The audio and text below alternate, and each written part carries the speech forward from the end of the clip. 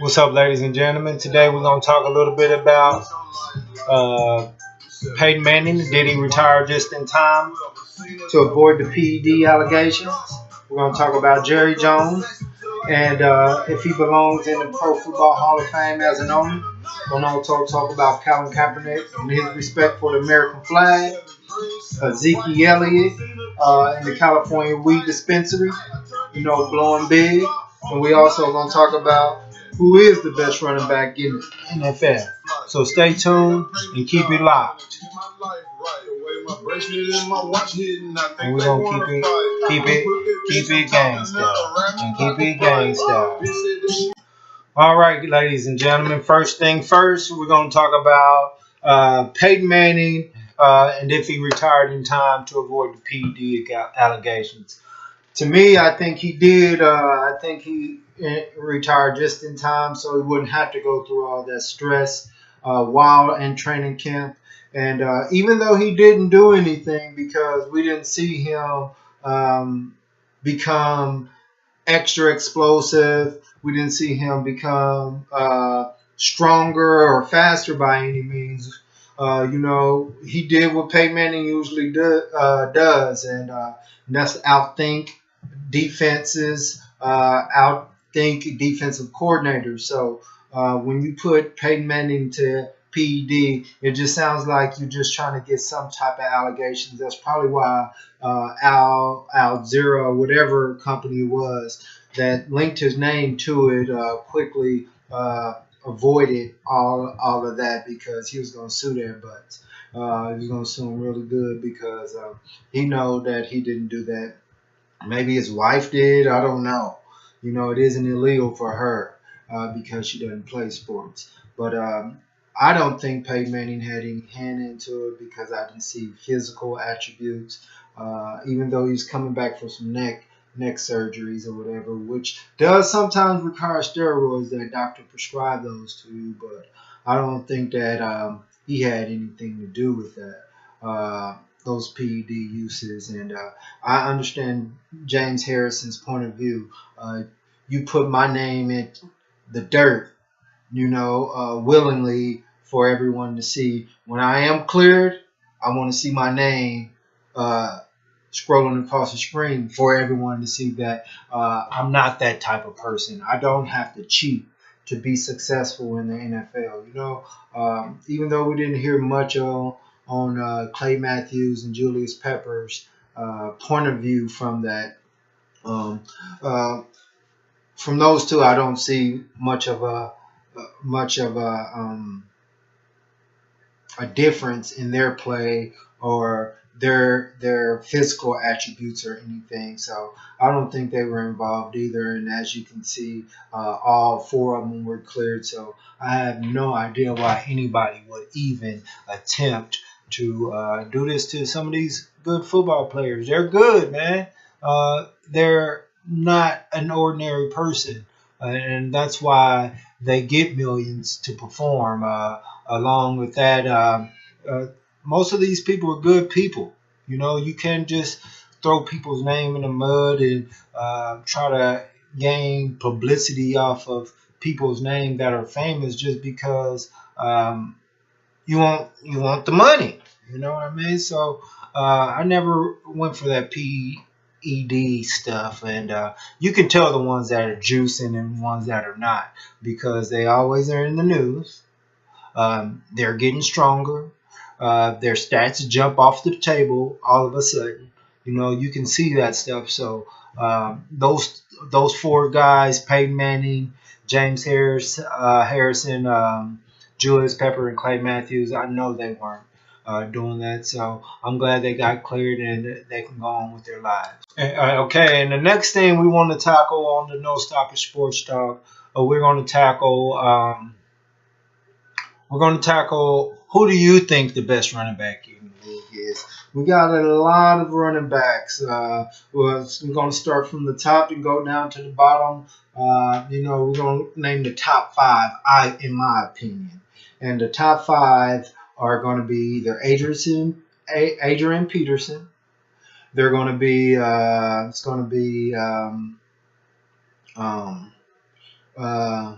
I think his name is Derek Johnson or Devin Johnson, plays for the Cardinals. That dude's a beast. I mean, he comes from. I mean, he runs with aggression. He can catch. He's an all-around back in his second year only, so he's going to be a good one for many years to come. I got also. You got to throw in Jamal Charles, even though he's coming off an injury. I mean, the guy was putting up historic numbers, 5 yards a carry for a career. Who does that? You know what I mean? He's not the biggest guy, but he is fast. He has sharp cuts also. So he's going to be one of the three, I think. Also, you're going to have to put in Gurley for St. Louis. That boy's a beast. It's hard to tackle that guy. So that's going to be 4. And Thomas Rawls, man. Thomas Rawls, in a short amount of time last year as a rookie, he came in and handled his biz. He did what he had to do. And I think he's going to start right where he left off before he had that injury as a mini beast mode. Mini beast mode, and that's just what he does, man. He's a mini beast. My next topic I would like to talk about is a little bit about Jerry Jones, if he deserves to be in the Pro Football Hall of Fame. And I'm not a Cowboys fan. I'm usually try to be as fair as I can. And for what he has done for the NFL and for Dallas, as Dallas Cowboys since taking over, he's got 3 championships. He's been in 3 championships, won all 3, even though he hasn't produced a great team since the early 90s or mid 90s. You still got to give it up to him, I mean, because he's got the first $1 billion stadium. Cowboys are in the news all the time. They've had some of the best players in NFL history. And it's all because of Jerry. Jerry pays those guys. If he thinks you're good, he's going to pay for them. He's going to put his neck out there for you. And each year, even though he hasn't won, like I said, you always hear about the Dallas Cowboys. I mean, they haven't been into an NFC championship in I don't know how long. They have probably a handful of 10-6 seasons, in the last 20 years. They've been either 8-8 or they've been below for most part since that last World Championship that they had. So you got to give it up to the man. He's brought in some players like Terrell Owens, Tony Romo, Drew Bledsoe, Jason Witten. This is post Michael Irvin, the Big Three era. You know what I mean? So you have to give him his credit when credit's due. Can't forget DeMarcus Ware. He drafted him. So the guy is pretty good. I got to give it to Jerry Jones. I would definitely put him in the Pro Football Hall of Fame. All right, and the next thing I would like to tackle would be Colin Kaepernick. The issue with Colin Kaepernick, hey, man, it's a very, very, very, very sensitive issue. The American flag, it means dearly to us Americans. And, yeah, I was born in America, but what Colin Kaepernick, to me, wasn't doing, he honors. If you ask the man right now, he respects what the military does for this country. That's not the problem. All right. The problem is what's going on in this country. And it was been going on for years. A lot of us have come to this country not willing, but through the slave trade. Our ancestors were brought in here through the slave trade. And we fight for this country. We want this to be a safe place. But the laws in this country are not equal. And in that Pledge of Allegiance, it says liberty and justice for all. And everybody's not getting justice. I mean, there are numerous occasions where justice hasn't been due. We have cops raping people, getting 3 years. A guy selling drugs or not paying his child support, getting more than 3 years off of just not paying child support, not taking care of his family, not doing any harm to anybody. It's just not been able, for the most part, I'm sure. There are some dirtbags that just don't want to pay or want to take care of their kids, but at the same time, there are people that want to take care but just can't find either a job or just don't have the money to pay that amount of child support and pay their bills at the same time. All right, and these people are getting put in jail. Most Latinos, blacks, or people of color. And I'm not saying all whites. I'm not saying all blacks, but most. All right, there's a difference. But we get white people that getting selling drugs. I don't know any black people that can cross a border, get through security, get through the government without going to jail, other than a white person.